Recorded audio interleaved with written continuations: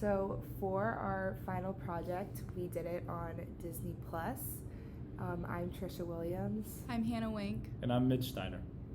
and here's our first slide. So why we chose Disney Plus? We chose this topic because Disney Plus is a new streaming service with a lot of excitement around its launch. People of all ages are springing to purchase the new streaming service, and we were really curious to test the factors which influence purchase the most. So our hypothesis.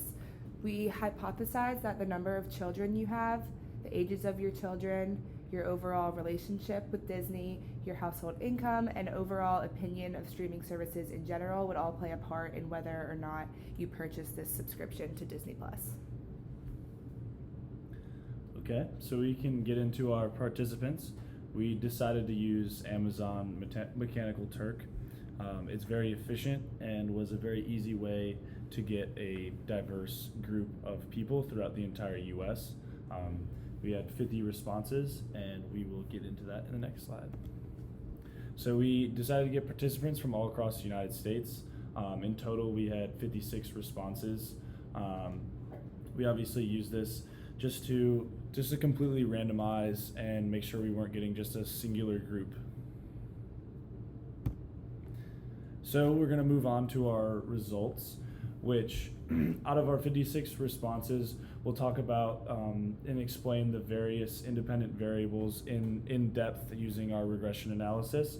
So we can move on to that next. So this is our regression analysis that we created. To start off, as you can see, our R squared represents 17% of the variance within the data. This is not as high as we originally sought out to be, so our study wasn't as successful as anticipated, but we do have one predicting variable. So our dependent variable that was the strongest out of all of them was the number of streaming services you are currently subscribed to. So we saw that people that enjoy other streaming services are more likely to add Disney Plus to the bundle. In addition, when we started our study, we thought that the number of children was going to increase the likelihood of someone purchasing Disney Plus. We will come out with the study and the analysis later. In addition, we also thought that people who had like the Disney range age kids, so this is between the ages of 1 and 12 or 13, would enjoy watching Disney more, so therefore their parents would be more likely to purchase the subscription for them. We also believe that older people who are outside of that Disney age range for their children might purchase Disney Plus because they have a really positive relationship to Disney. Either they watched a lot of Disney movies growing up or were able to vacation to Disney World often with their family. Whatever that relationship is, if they have a good one with Disney, they might be thinking it will make them nostalgic watching Disney movies on Disney Plus. And then also household income. We believe that if you have more disposable income, purchasing another subscription would not be as big of a issue versus if you have lower disposable income. So we thought that higher income would be more likely to purchase Disney Plus. And then the opinion on streaming services. So when we originally created this study, we believed that this was going to be the main driver to see if people would purchase Disney Plus. So we believe that if people have a good opinion of other streaming services, that they enjoy watching Netflix or Hulu, then they would add Disney Plus onto their other subscription bundles. All right, so now we'll get into the key takeaways. So the first independent variable was the number of kids that a participant had. If we look at the p-value, we see that it's a 0.697, which due to the nature of how high this is, you can almost throw away that this is not significant. And then you look at the coefficient of 0.14. This piece of data is really not something that is changing our dependent variable. Now we move to age.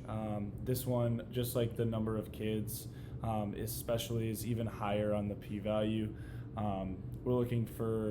We probably could have stretched it to a 0.1, but at 0.95 you can pretty much throw this away as well. The coefficient is also very low. Now we move to the relationship with Disney. This one is much lower than both age and number of kids. So you could draw that it is maybe more significant than the others, but it still is outside of our acceptable range of 0.1. And again, our coefficient is also very low. So then moving on to income, kind of the same situation, but the p-value for this was 0.782, or 783 actually, so also not extremely relevant. Now we're looking at what we found to be our most significant variable, which was opinion. The p-value for this was 0.06, which fit into the range of 0.05 and 0.1, so it can be considered significant. So people's opinions on streaming services, if they have a positive opinion on that, they're more likely to purchase Disney Plus. So when we went back and reviewed our data, we decided to add in a dummy variable, and we use this for the age of your children. We decided that the prime age for children to watch Disney Plus is going to be between 0 and 12 years old. So we ended up adding this variable and only putting a 1 in for the children that were between these ages and throwing out everything else.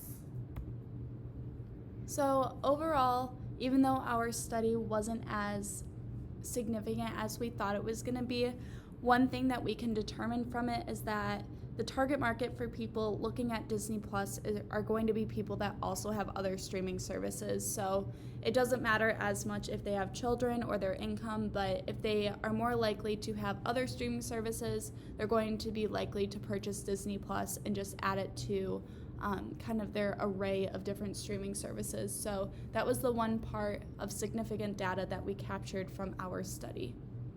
Thank you.